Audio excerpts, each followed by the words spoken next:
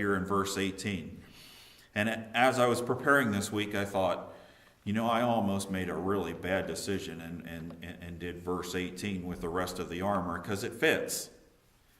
But then it would have broke up verses 18 and verses 19 and 20, and that's not right either. So now I'm starting to see why Paul sometimes had problems with these run-on sentences.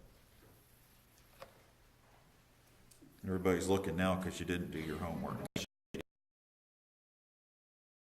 I got excited about down there. And that we were and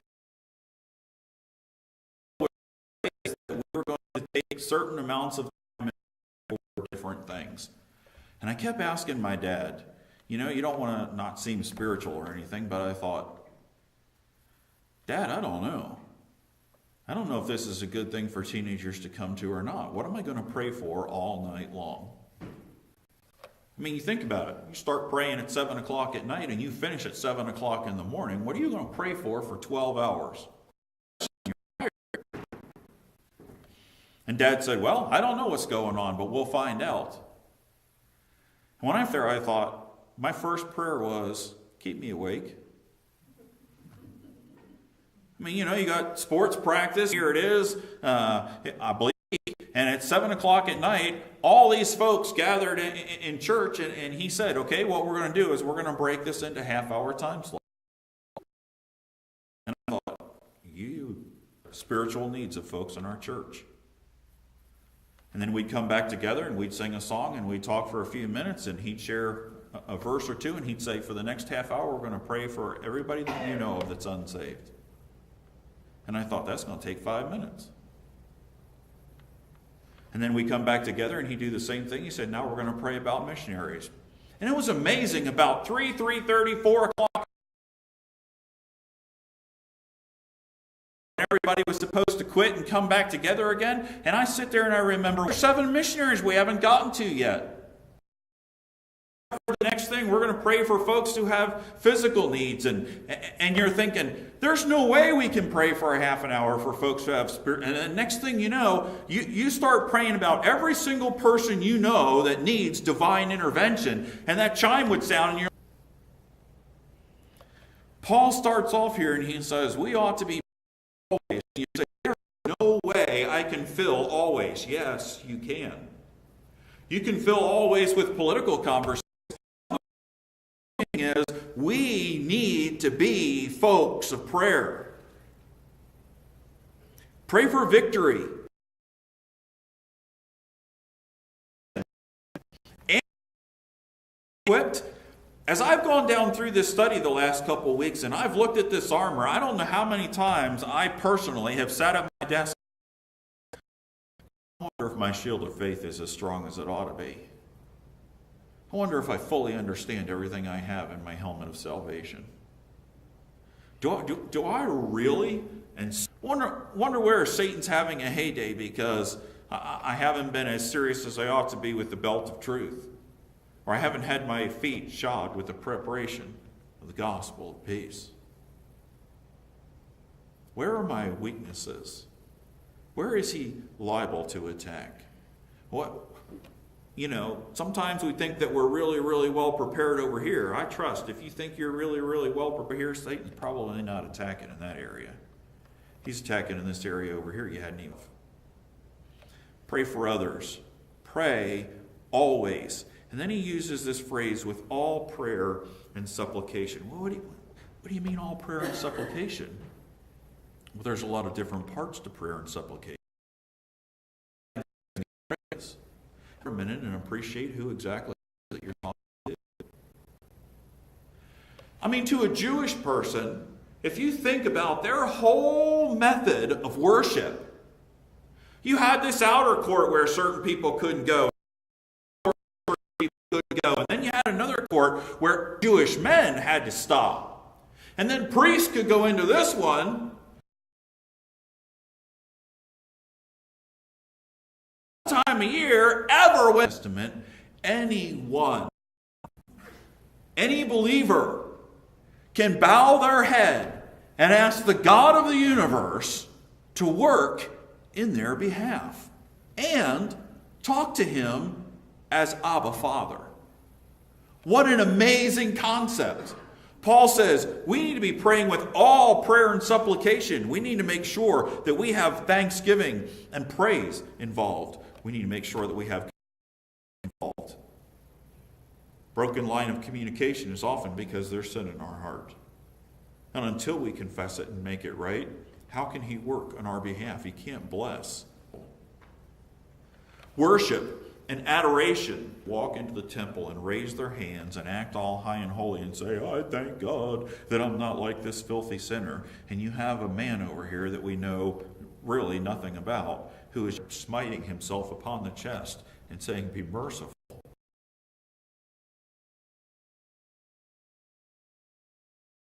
Worship and adoration behind petitions. When is the last time you prayed like Daniel prayed? That got down on his hands and knees and did without food and sweet bread and didn't take a bath. That he didn't want to leave the throne of grace for a while. Do we bring our petitions before like that? Wisdom and understanding. I got to tell you, gang, I pray for this all the time. I pray for this all the time. If any man lack wisdom, let him ask of God, who giveth to all men liberally and upbraideth not. I don't want my own wisdom, and I don't want the world's wisdom. I want his wisdom, and I want his understanding.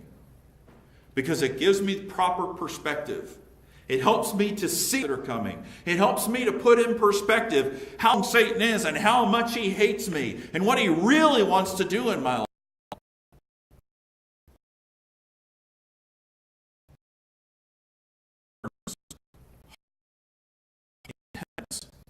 Prayer, praying with all prayer and supplication in the Spirit. And then he links the second, watch and pray. It's a common topic in the Bible. Matthew 26:41, Mark 13:33, parallel passages where Jesus is in the Garden of Gethsemane, asking the disciples to watch and pray.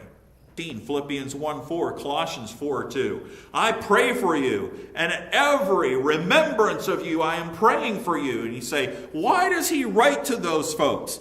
Because he is miles away, and for many years, no, listen, I can't be there, and I can't shake your hand, and I can't talk to you, and I can't come visit you in the hospital, and I can't do whatever, but I can pray for you, and I want you to know that every time the Holy Spirit brings your name, I stop what I'm doing, and I pray for you. 2, 1. That's watching and praying. It reminds me of when Nehemiah and all this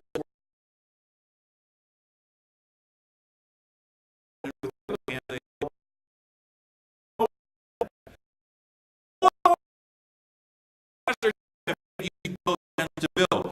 Yes.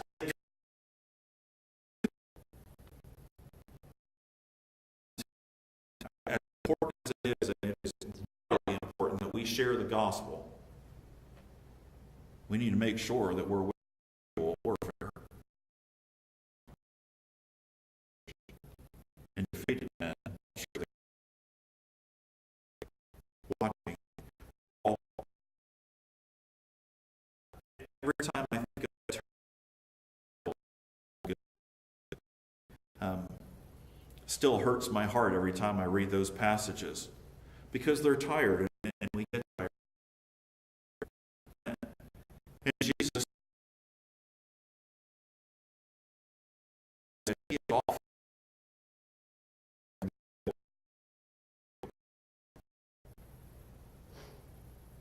Can you imagine the anguish of his heart? And he spends hours. Would you like to have written out for us? While he is in the garden alone with his father, we just have a couple sentences. That's it. That's all we get. As he pours his heart out. Is there any way that this cup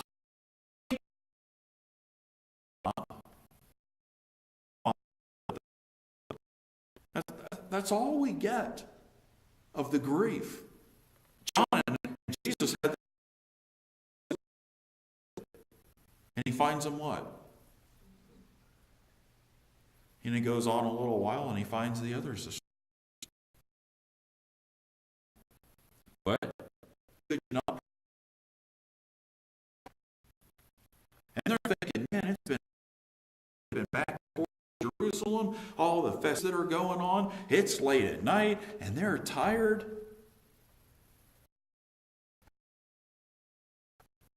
Perseverance.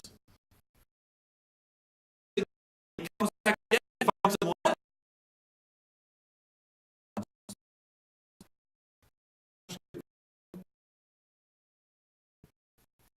We're a disciple.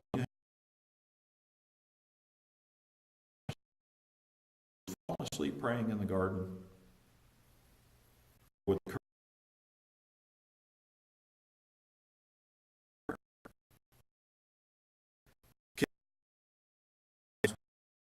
passage here, but we don't have an understanding of spiritual warfare. He's begging you with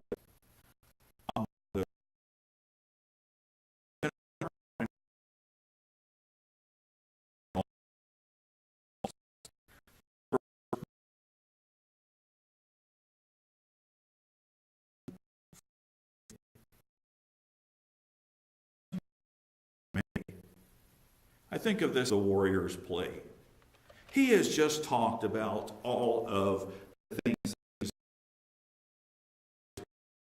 he's got his protectors, his chest plate of righteousness and a helmet of salvation, and he's holding his shield. Do you see?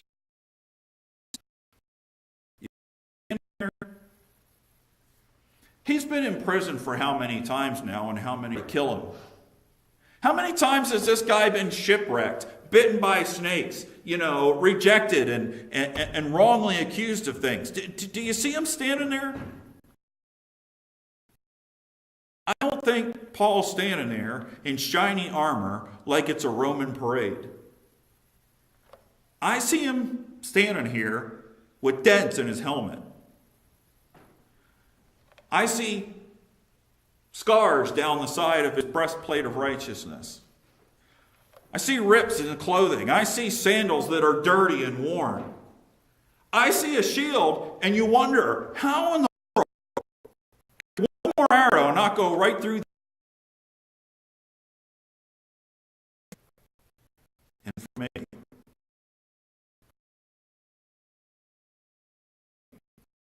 he's going to list his personal to get let out of prison. He doesn't ask. See what he says? Single opportunity I have. I wonder, when the guards found out that they were going to be, I wonder about it, or if word had already got around the barracks. We've got to go be chained to Paul this afternoon. That's up to you. Never shuts up about God. I wonder how many of them that were chained and couldn't leave. How many do you suppose? It can't kill you. And they can't leave you. And Paul said,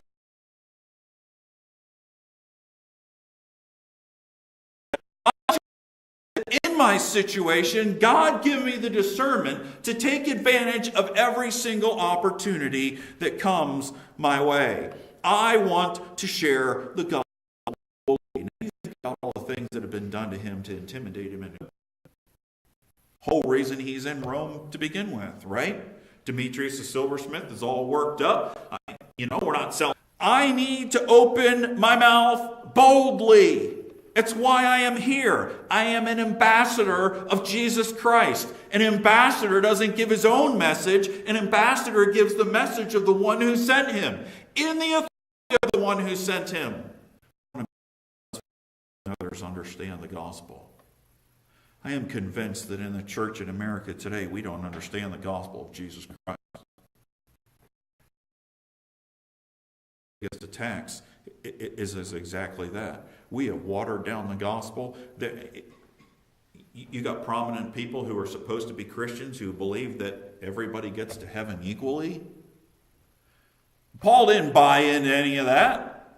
Sure, he's in prison and sure he's been persecuted, but he said that doesn't change the gospel. You can intimidate the messenger, but I don't want to be intimidated. I want to be bold. Look at his personal situation in verse 20. After he gives him his personal requests, he talks about his personal situation. For which I am an ambassador in bonds, that therein I may speak boldly as I ought to speak. Now we read over that real quickly, and we know that he was in jail. Used to Paul being in jail, that this doesn't seem like a very big deal. But can I suggest to you that an ambassador is a sacred character that reflects the authority of one who sent him? And as such, they were usually treated that way. Prison, their ambassador. That's why it should have been such a big deal when Ambassador Stevens was killed. It's like the height of disrespect to the person who sent him. Trying to take advantage of my with boldness, and why I'm trying to get folks to understand what they have in their salvation. Take this personally because I am an ambassador in bonds. I'm not a pastor in bonds. If I'm a pastor, they offended me. They've done something personally to me. It's not about me. They are rejecting Jesus Christ. I am his ambassador. They can't get at him, so they're taking it out on me. You say, what is Paul's response to that? Look at what he says at the end of verse 20. That therein I may, what? Do my job. I have been sent as an ambassador of Jesus Christ. They are not accepting me. They don't want to love him. They don't want to know him. I can't run around and really be the ambassador I ought to. Usually an ambassador could go around the city and spread whatever the message is of the country that they're an ambassador from. But Paul says, I'm an ambassador in bonds. I'm limited with the folks that I can reach. And I'm not going to sit here and act like this isn't God's will and this isn't part of his purpose. I want you to pray that I may speak boldly, and I will do what God sent me.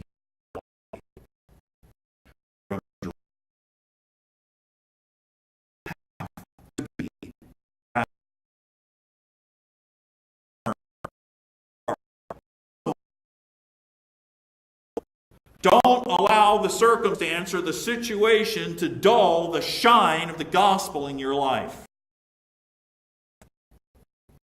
No peace. But that ye also may know my affairs and how I do. Tychicus, a beloved minister in the Lord, shall make known to you all things. First thing he wants to realize, like Elijah was, oh, woe's me, prophets of Baal are all running around, I'm the only one left. And he doesn't say that. You say, how do you know? Because he says, a beloved brother and faithful minister in the Lord. I am not alone. He shall make known to you all things, whom I have sent to you for the same purpose, that ye might know our affairs, and that he might comfort your hearts. He is going to give you, and he's going to tell you about our affairs. But who's Paul interested in here? He's interested in the people that he's writing to. He's not writing to them and saying, y'all should be praying for me because I'm a superhero over here. Now he's writing to them and he's saying, I know you are concerned about me, and I'm sending Tychicus so that he will calm your hearts and comfort you. If you are distracted about me over here in prison, then you're not Ephesus on fire, and you're not lighting Colossae on fire, and you're not lighting Philippi on fire. See what his point is? He doesn't say this adversity has made me where I start thinking about myself. He said, if I can no longer do what I was doing in Asia Minor, then guess what?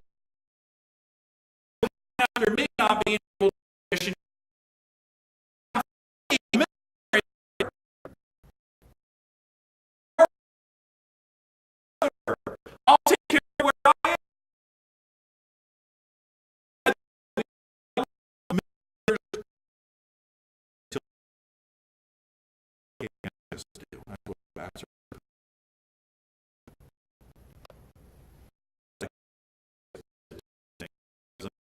Really good upbringing. And listen, I've been waiting for this moment.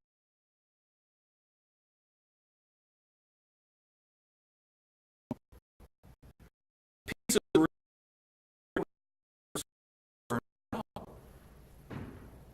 He's gone down through here and he's been telling us about all this doctrine. And as he shares about our walk in harmony and our walk in unity, and he goes through, he says, listen, if you will practically apply, doesn't seem all worked up, does he? I mean, in another epistle, he gets to the end of his life and he is writing to the church and he says, I have fought a good fight. I have kept the faith. Now I know it's almost mine. He's, nope. Very calmly facing what God is going to bring into his life. Why? Because brethren that are around him, and he has perfect peace with God the Father. Phrase, in love with faith. So, what in the world does faith have to do with love? Can I suggest to you that both of these are something that only comes from God? Reminded of that when Jesus is dealing with Peter after he has been resurrected. Peter, do with a love that only comes from. He's swallowing the humility pill now. In fact, it's stuck right there in the middle of the answer out. Because the last time he was big and bold and brash and just, I'll do anything, I'll die for you. He everybody gathered around.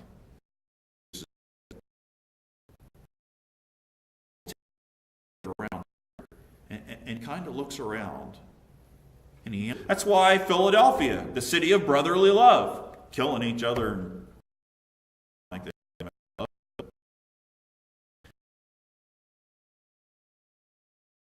Simon, which is really because that's the name he called him before he changed it, right? Son of Jonas. If you're going to live in the natural man, then let me ask you as the natural man, do you agape?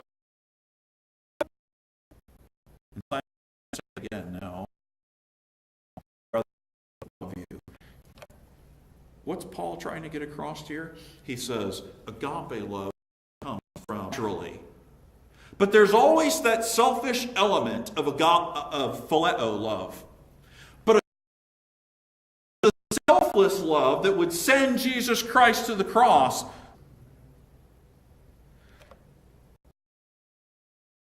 Tell Peter, listen, to stop from the Father.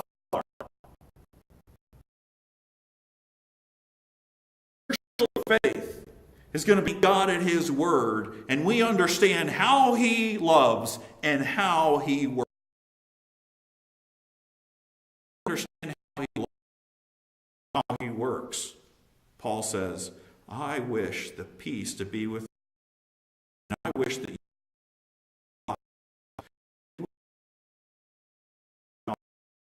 and only come from God the Father and our Lord Jesus. In church, it only Christ. And he finishes with a granddaddy word. Grace.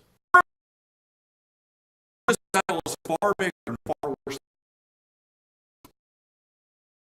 Pray for me.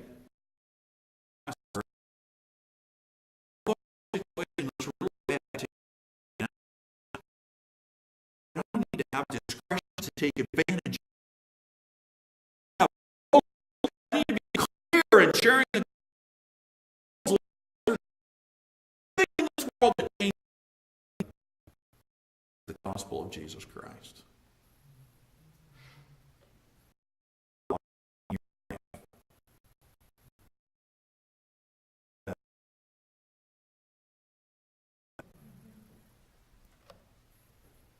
But he adds an adjective to